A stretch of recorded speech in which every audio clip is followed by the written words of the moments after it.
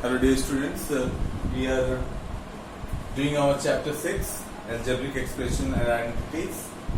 We have solved several questions in exercise 6.1 and 2. Hope you have well understood the concept, how to solve the questions. And other than that, some questions you might trouble you, and you can ask those questions in the comment section. As a few students have asked me about question number 1 and question number 7 of 6.2. Question number 1 was A into F plus G plus B into F plus G. One thing I made you very clear, exercise 6.2. It is clarification question that already I have told. So you need not to write it again. You just have to understand this. So what we are doing in this, A into F plus G plus B into F plus G. You might have remembered that we have factorized the questions this way. 3x plus 12y suppose. Okay. This is done simply to make you understand the things what you have to do actually. So here you can see 3x and 12y. There are basically two terms. So what is common in that? We know that x and y are completely different. They are different variables. So there is nothing common in these two, x and y. Where we can find a common? Here we have 3 and here we have 12. Anything common in this? 3 and 12? Yeah. 3 into x. This term we can write as 3 into x, and this term also we can write 3 into 4. That 12 we can write 3 into 4 into y. We can write like that. So now what we can pick as a common, you can clearly see 3 is common. So 3 will take out. What will remain? X plus, here also 3 will be out. So what will remain? 4y. 4y. So this way we try to take out the factors outside, which is the common ones. So same way here, here A into F plus G plus B into F plus G. What do you think is common? F plus G here also. What is common? F plus G. You can clearly see that. So F plus G if we take as common, F plus G is common. What will remain? Here we have A and here we have B. A plus B. F plus G into A plus B. That's all. You need not to do anything else in this question. You already factorized the question. So it is your answer. And it is the solution factorization of the given algebraic expression. Same way as we are doing. We have to find a common term. We have to take it separate as a factor, and rest of the terms we have to write as it is. We need not to. Here we have positive sign. Definitely will keep a positive sign, no other signs. Okay. So A plus B and F plus G is a common factor. So this term, whole term, A into F plus G plus B into F plus G is factorized, and we have got F plus G into A plus B. Very simple it is. Keep it very simple in mind and try to solve the questions more and more. Only then you will be able to remove all hesitations and problems from your mind. You can erase all. So try to solve the questions properly without any doubt keeping in mind. One more question was asked as a doubt. That was question number 4. Question number 7. Question number 7. It is from the same exercise 6.2.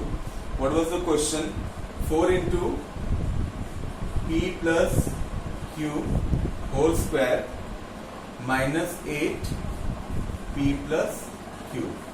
Before solving this question, I want to make you very clear that A plus B ka whole square you can write as A plus B into A plus B.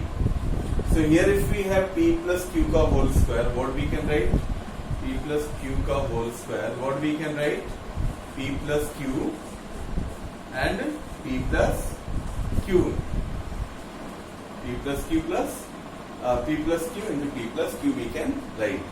So here what will be the next term we can have? Next step in the solution, P plus q whole square we can write as P plus q into P plus q. Okay, minus 8, here nothing, only P plus q given, so you can write as it is.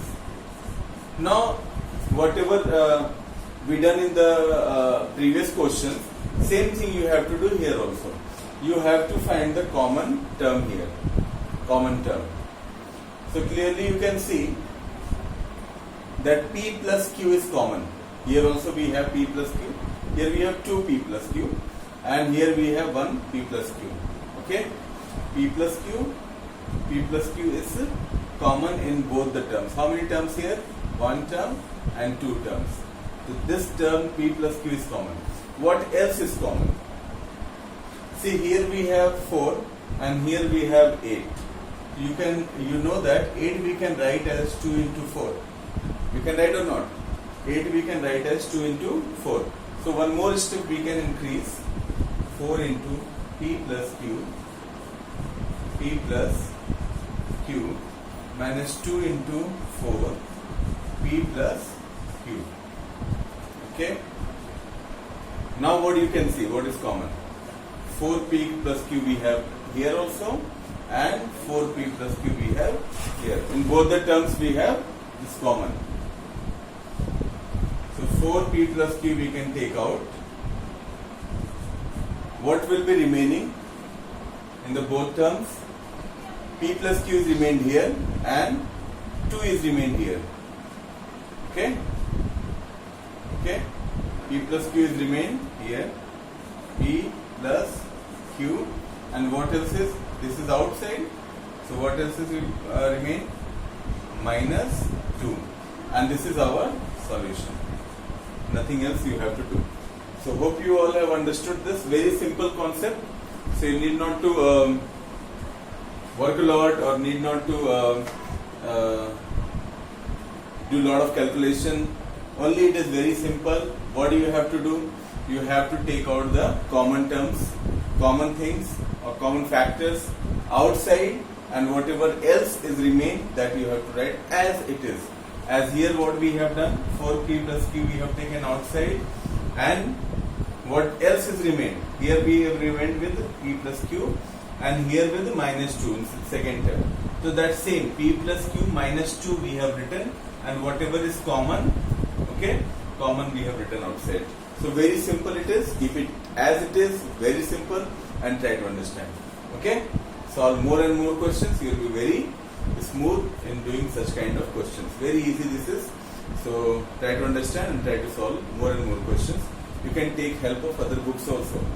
And if you want to solve more questions, you have time, you are getting, you want to practice more, you can go to the e-libraries on YouTube or wherever you want.